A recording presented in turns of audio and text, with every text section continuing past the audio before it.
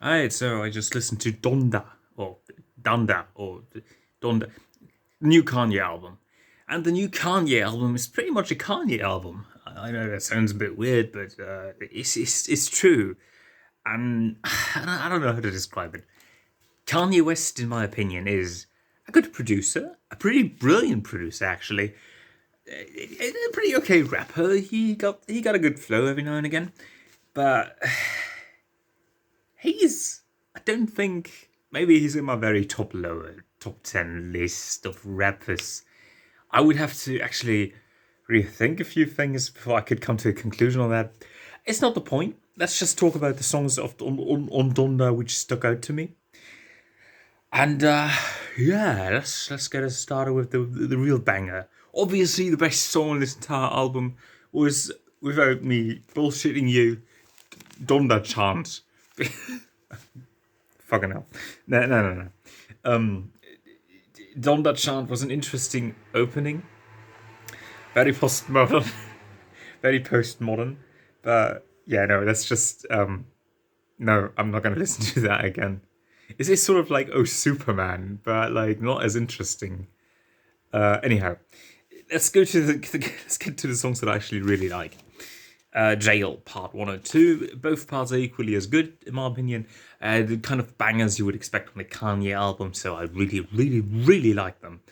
They're kind of like in the same spirit as Power to a degree when it comes to their energy. And then Kanye does a bribe thing, and he puts what's her name? Lauren Hill. He puts a Lauren Hill sample on the song "Believe What I Say," and that basically got me to thinking, "Oh yeah, that's also a song that sticks out of the album in a positive way, obviously." And next on, we got "Moon," which I really liked. Got atmosphere and was very relaxing. Loved it to bits. All the songs that I'm leaving out, by the way, you can consider sort of like a 5 out of 10 thing. Yeah, by the way, I'm kind of being like a bargain bin fantano here with the record setup and my flannel shirt. But anyway, I'm just going through these songs which I really think are worth my time in a sense that I wouldn't just have them play in the background. After Moon, the next one that really stuck out to me was Heaven and Hell because it's Heaven and Hell because Heaven and Hell is very epic in scale. It has this great build up, and it's kind of cinematic adventure you would expect from a good Kanye track, like a real good Kanye track. Next on we got Jesus Lord, and that one is a bit of a weird one because the second and the first one are sort of the same. If you listen to the second one, you can kind of save yourself the first one. You don't have to listen to the first one because it's almost the same to the second one. The difference being that the second one is actually a bit longer. So I thought when I first listened to it, I kind of thought it was going to be like a Shine on You Crazy Diamond type of thing. But no, it's a great song, and I at first I wasn't quite sure what to make of the whole Jesus uh, thing, but Kanye managed to incorporate it well into the song, and as the song progressed, it kind of grew on me. You need Jesus. I've recently been watching The In-Betweeners, and the first thing that came to my mind was friend. When I heard that Jesus thing, I can't even describe why. It totally sounds different. It sounds totally different, but at the same time, yeah, no, it's just a weird way of singing or saying Jesus. I don't know what to make of that. Anyhow, anyhow, yeah, no, Jesus Lord is a great song. It got like really nice storytelling going on. You got this non-rap part where I don't actually know who it is. Tells a story of how Kanye helped him out with something in regards to his father who was incarcerated. And yeah, it was it kind of got me close to tears. It was very interesting. Next on, speaking of Lord, we got Lord I Need You, which was a very nice self-reflective song. Really liked it. I like it when Kanye is vulnerable. Like that is something that is a lot more interesting than his usual braggadocious or crazy self. That's something that I think really works for him. But it wouldn't work if he was vulnerable all the time. It's also one of the things why I think that, for example, Eminem's Revival, as an example of how not to do vulnerability. But Eminem's revival was kind of a bit shite because he was just vulnerable all the fucking time. And that you need a contrast, and Kanye provides that contrast in most of his albums, and at least the ones that I listened to.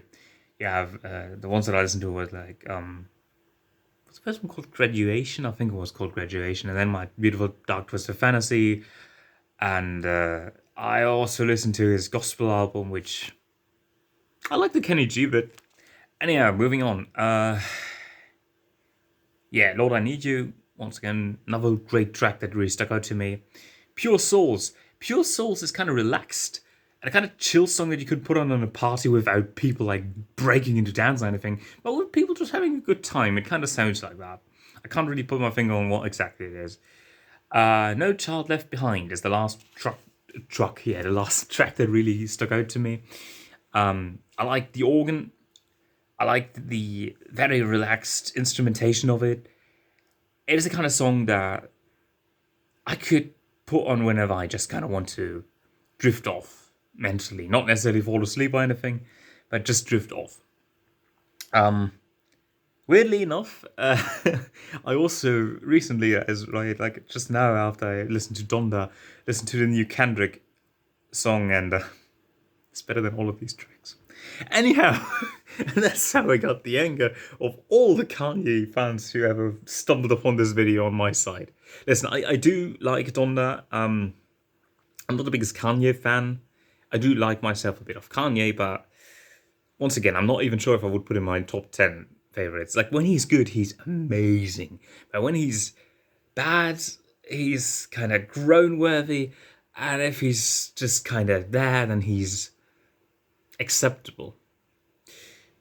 I guess if I were to give it like an out of 10 deal, my mind is torn between the 6.5 and a 7 out of 10. It's just my personal taste in music.